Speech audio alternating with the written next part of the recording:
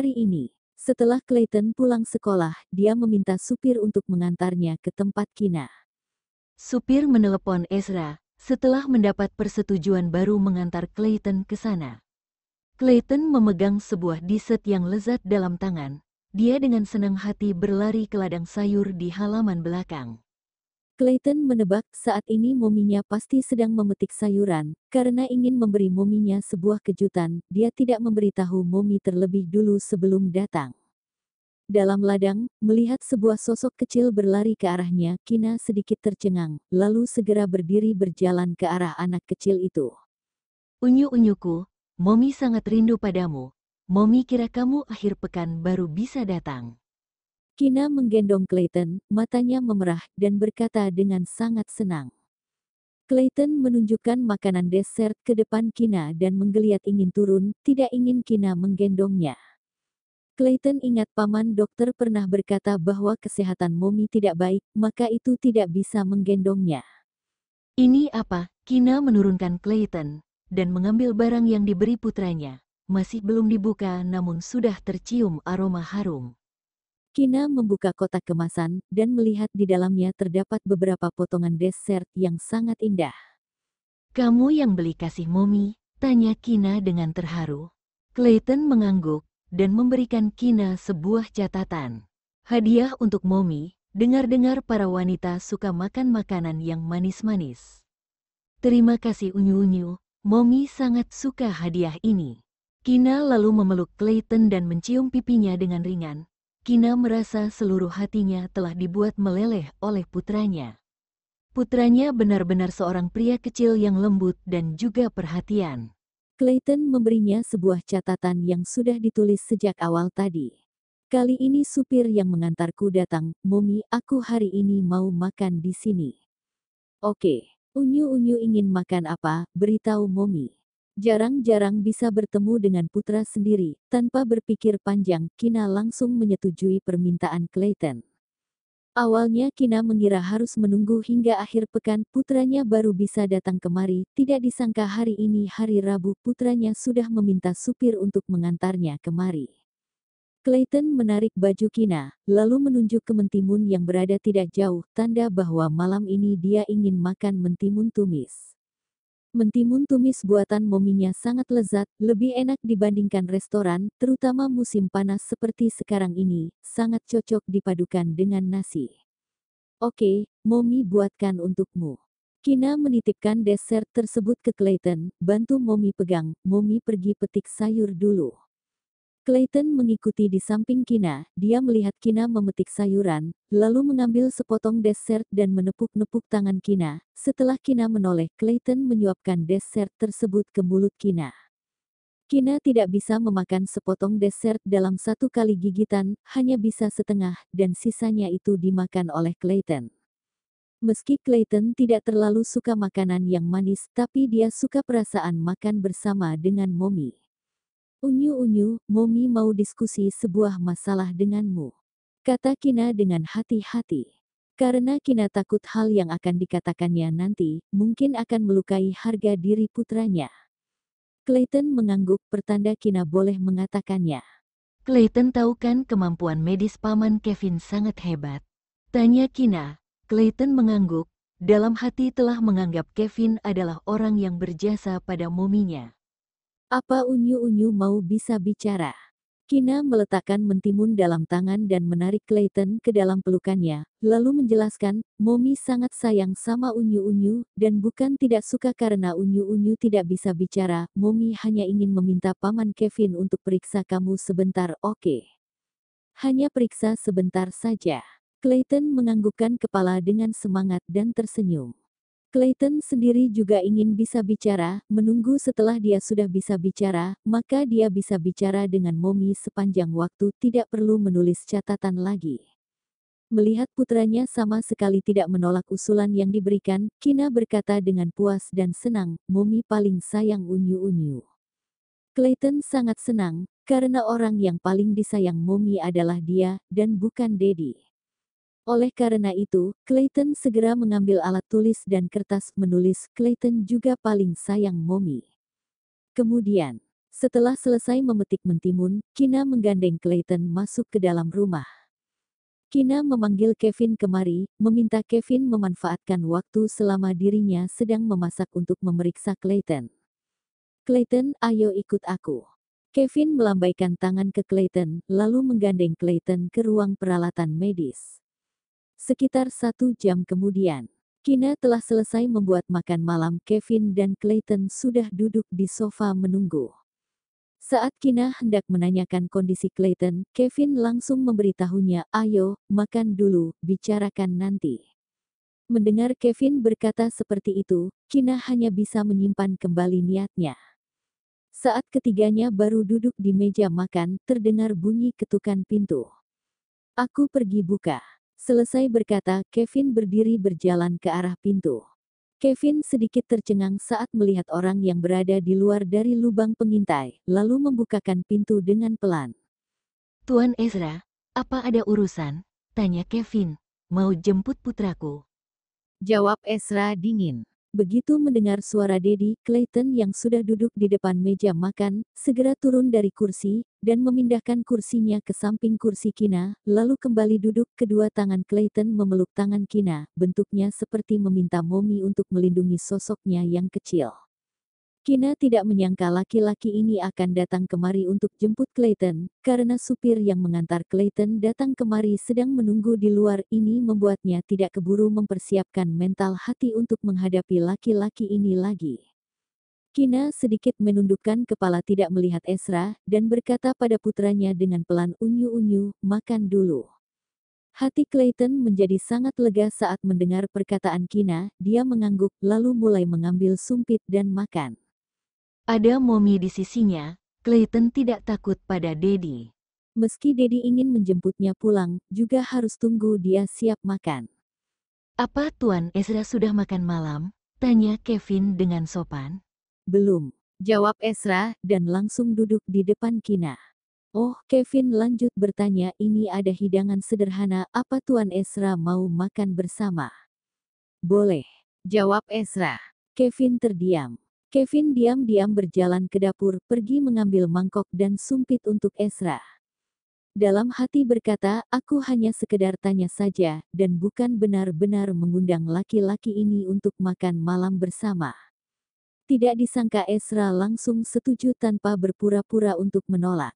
Clayton melihat di atas meja makan terdapat 4 jenis hidangan, dan jumlahnya tidak terlalu banyak, hanya cukup dimakan oleh dia, Mommy dan juga Paman Kevin. Sekarang ditambah Dedi pasti tidak cukup. Menyebalkan, Dedi datang kemari hanya berebut makanan dengannya.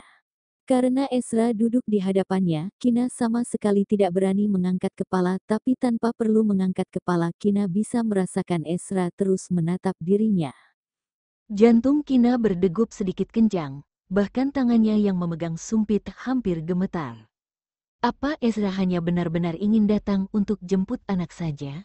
Tapi berdasarkan pemahaman Kina terhadap Ezra 4 tahun lalu, jika Ezra hanya ingin datang jemput anak, maka tidak mungkin setuju untuk makan bersama mereka. Tapi Ezra sudah tidak ingat padanya. Dalam hati Ezra, istrinya sudah mati, dan Kina hanya seorang wanita yang mencoba menyamar sebagai istrinya. Hidangan makan malam hari ini jumlahnya agak sedikit, aku pergi masak mie dulu. Kata Kina tiba-tiba, setelah itu meletakkan sumpit dan berdiri berjalan ke dapur dengan cepat. Clayton melihat ke papinya dan mendengus tanpa suara. Jika papi tidak datang, maka mami tidak perlu masak lagi. Mata Ezra sedikit menyipit, membalas tatapan putranya dengan dingin dan ngeri, seolah-olah sedang berkata, pulang nanti aku beri kamu pelajaran. Lalu Ezra juga meletakkan sumpit, berdiri dan ikut berjalan ke dapur. Mata Kevin terbesit sebuah kilatan gelap, tapi ekspresinya tetap tenang, tidak ada reaksi apapun. Clayton khawatir papi akan menindas maminya, maka itu juga meletakkan sumpit dan ingin ikut pergi ke dapur untuk melihat alhasil ditahan oleh Kevin, duduk makan dengan tenang. Clayton terpaksa hanya bisa menuruti. Dalam dapur. Begitu Kina selesai mencuci dengan cepat, dia melihat seorang laki-laki berjalan ke dapur. Jantung Kina berdegup sangat kencang, tidak mengerti mengapa Ezra juga ikut ke dapur. Apa? Apa ada masalah? Tanya Kina dengan suara gemetar yang tidak bisa ditahannya. Ezra berdiri di depan Kina, mengatupkan erat bibir dan memerhatikan Kina dengan mata dingin dan tajam. 2 hari lalu Ezra telah mengutus orang untuk menyelidiki hubungan antara Kina dan laki-laki yang berada di ruang tamu sana, tapi tidak menemukan terlalu banyak informasi, hanya mendapat informasi bahwa mereka dari luar negeri dan naik pesawat ke kota Zaun. Adapun masalah di antara mereka saat berada di luar negeri, tidak bisa diselidiki. Laki-laki itu bernama Kevin, kebetulan profesinya adalah dokter. Lagi pula, Ezra mendapat informasi dari Judith bahwa laki-laki yang bernama Kevin ini saat 4 tahun lalu pernah mengobati istrinya. Dan wanita ini, data menunjukkan bahwa namanya adalah Kina Libra. Adapun apakah nama dan identitas wanita ini asli atau tidak, Ezra tidak bisa memastikannya. Lagi pula sangat mudah bagi beberapa orang untuk memalsukan identitas baru. Kamu sebelumnya mengatakan bahwa kamu adalah ibu Clayton. Tanya Ezra dengan datar. Meski tahu bahwa Ezra sudah lupa akan semuanya, tapi sikap dingin dan asing Ezra tetap membuat Kina merasa sangat sedih. Napasnya terhenti sejenak. Apa yang ingin kamu katakan? Kina sengaja berkata dengan pura-pura tenang. Dalam waktu 4 tahun ini, Kina juga telah dewasa, dalam sekejap langsung mengerti bahwa kedatangan Ezra kali ini bukan hanya sekedar datang jemput anak, mungkin masih ada tujuan yang lain. Kamu bilang kamu adalah ibu Clayton, kalau begitu aku minta kamu tes DNA dengan Clayton. Mata Ezra terus melihat lekat ke wajah Kina. Boleh. Kina tertegun sebentar lalu menyetujuinya. Cara ini tidak hanya akan membuktikan bahwa Kina adalah ibu kandung putranya, bahkan lebih bisa membuktikan bahwa Kina adalah istrinya. Meski Ezra telah lupa akan banyak hal, tapi Kina tetap ingin bersama dengan Ezra selamanya, walaupun caranya harus memulai dari awal, juga tidak apa-apa. Melihat ekspresi Kina tidak terlihat panik atas permintaan yang diajukan, sebaliknya malah percaya diri, dan tidak takut akan pertanyaan dan tes. Ezra berpikir, jika Kina benar-benar ibu putranya, benar-benar istrinya, dia merasa dirinya bisa menerima Kina. Apa hubunganmu dengan laki-laki itu? Tanya Ezra. Pertanyaan curiga Ezra membuat Kina menjadi marah. Kina membalas, Tuan Ezra, tunggu sampai sudah memastikan bahwa aku adalah Mami Clayton, baru kamu tanya. Meski tahu Ezra sudah lupa dengan semuanya, dan wajar bagi Ezra jika menanyakan apa hubungan dia dengan laki-laki yang tinggal satu atap dengannya. Tapi Kina tetap merasa marah karena rasa tidak percaya Ezra. Oke, Ezra hanya menjawab dengan acuh. Apa masih ada masalah? Tanya Kina yang bermaksud untuk mengusirnya dengan halus. Kina masih belum bisa menghadapi laki-laki yang telah melupakan dirinya dengan tenang. Ezra tentu saja tahu bahwa Kina sedang mengusirnya. Tanpa berkata apa-apa lagi, Ezra langsung berbalik dan berjalan keluar dari dapur.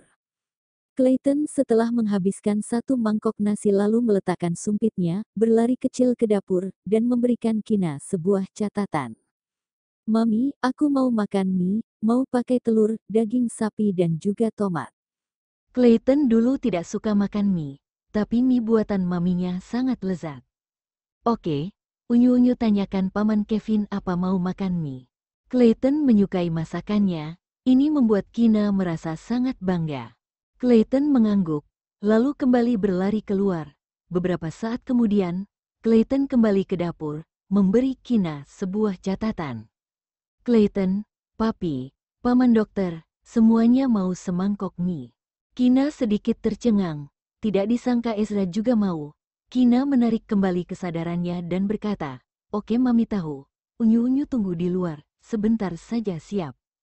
Dan juga, Kina mengelus perut Clayton, dan lanjut berkata, tidak peduli sudah selesai makan atau belum, jangan lari, tidak baik untuk lambung, ingat ya.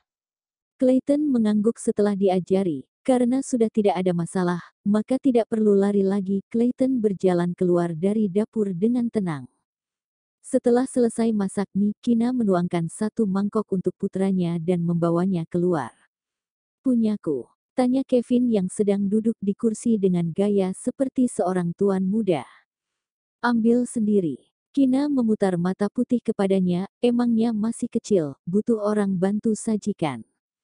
Melihat interaksi antara keduanya, wajah Ezra sedikit gelap, bibirnya terkatup rapat dan berdiri berjalan ke dapur.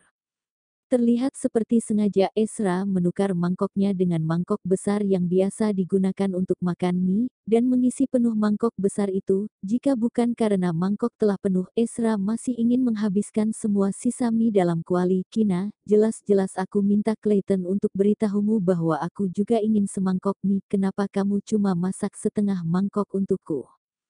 Kata Kevin kesal sambil berjalan keluar dengan membawa semangkuk kecil mie.